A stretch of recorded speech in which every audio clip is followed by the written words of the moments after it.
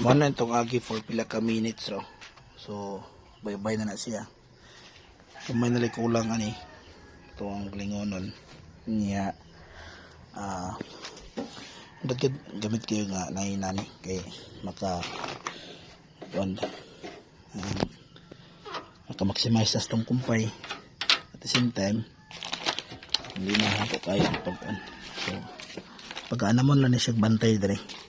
Kani nga time, kani nga area dere kay puno man ni siya. So no, puno na siya niya.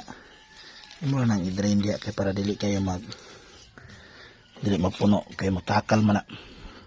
So mo na ibo hat ano niya. Nana siya yung mga katong fiber na tong gikuano, nana siya yung mga musulot diri sa ilaw. So so far more na ginabuhat na mo. So lagi na siya mo kaon diri sa mutag ka ng mga dili kayo lunuyon na nang laos na siya ba. So sulot na siya diri pagkuhaan na ni siya kay makapik man siya sa performance sa motor madaot niya. So more na mo nakita nga bantayanan kung kani nga chopper ang paliton, but so far dili siya dako nga issue man. Performance wise nindot siya cutting, wa pa na mo bayad ang blade, but so far nindot yung cutting ay problema. So ang cutting mo depende na sa paghandos kay kung imuhang pugngan ang imuhang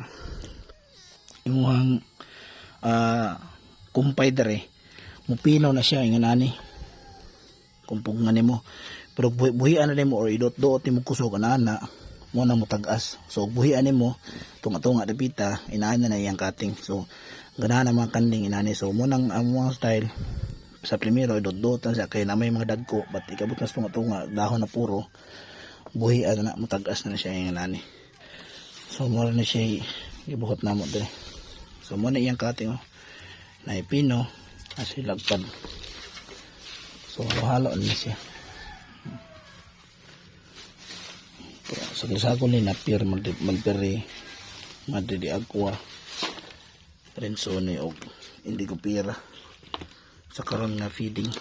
So ugma lahi na sad malberi na sad malberi na pier na sad ina na may napir nga na ready malberi na lay kulang. So mo na itong gibuhat diri.